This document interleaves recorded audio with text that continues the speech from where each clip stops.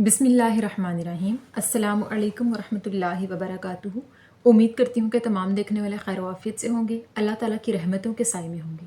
तो मेरा उन्वान अहादीस नबी सल्लल्लाहु अलैहि वसल्लम। मौजू चल रहा था कर्ज़ के लेन देन का बयान, जिसका हवाला बुखारी शरीफ की किताब। तो आज के हदीस है कि सहाबी हज़रत जाबिर बिन अब्दुल्ला रज़ियल्लाहु तआला अन्हु बयान करते हैं कि एक मरतबा मैं नबी करीम सल्लल्लाहु अलैहि वसल्लम के पास हाजिर हुआ। उस वक्त आका अलैहिस्सलाम मस्जिद नबवी में तशरीफ़ फरमा थे। सहाबी बयान करते हैं कि मेरा गुमान है कि उस वक्त चाश्त का वक्त था, तो आका अलैहिस्सलाम ने मुझसे फरमाया कि 2 रकत नमाज अदा कर लो। उस वक्त आका अलैहिस्सलाम पर मेरा कर्ज़ था। फिर आका अलैहिस्सलाम ने मेरे कर्ज़ को ज़्यादती के साथ अदा किया और फिर नमाज अदा की। सुबहान अल्लाह। इस हदीस मुबारका में सहाबी हज़रत जाबिर बिन अब्दुल्ला बयान करते हैं कि एक मरतबा वो नबी करीम सल्लल्लाहु अलैहि वसल्लम की खिदमत में हाजिर थे और उस वक्त आका अलैहिस्सलाम मस्जिद नबवी में चाश्त की नमाज के लिए तशरीफ़ फरमा थे। तो आका अलैहिस्सलाम ने फरमाया कि नमाज अदा कर लो, और उसी वक्त आका अलैहिस्सलाम ने उन सहाबी को उनका कर्ज़ वापस किया जो कि आका अलैहिस्सलाम ने उनसे लिया था, और ज़्यादती के साथ अदा किया, यानी अच्छे तरीके से अदा किया। यानी जितना कर्ज़ आका अलैहिस्सलाम ने उन सहाबी को देना था उससे ज़्यादा यानी दुगना करके अदा किया, यानी अच्छे तरीके से कर्ज़ को अदा किया और फिर नमाज अदा की।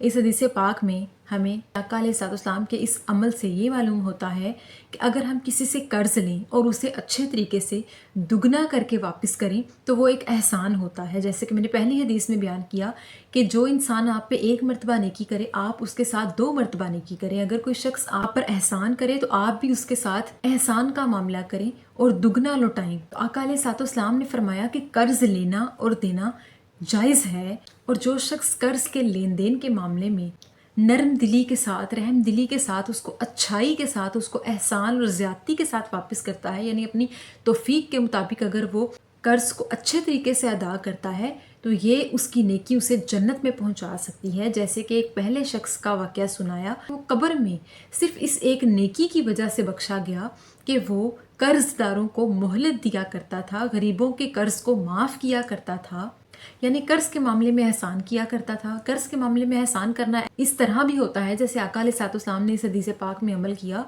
कि सहाबी से जितनी रकम ली उसको बदले में उससे ज़्यादा करके अदा की, यानी एहसान के बदले एहसान किया। इस हदीस मुबारका का ख़ास पहलू ये है कि आका अलैहिस्सलाम उस वक्त नमाज अदा करने के लिए मस्जिद में तशरीफ़ फरमा थे, और जब सहाबी से मुलाकात हुई तो आका अलैहिस्सलाम ने सहाबी को हुक्म दिया कि नमाज अदा कर लो, और फिर उन्हें याद आया कि मैंने तो उनका कर्ज़ अदा करना है। तो आका अलैहिस्सलाम ने नमाज अदा करने से पहले, यानी अल्लाह ताला का हक़ अदा करने से पहले, इंसान का यानी उन सहाबी का कर्ज़ अदा करना ज़्यादा अफजल समझा, क्योंकि हुकूकुल इबाद को हुकूकुल्लाह पर फजीलत हासिल है।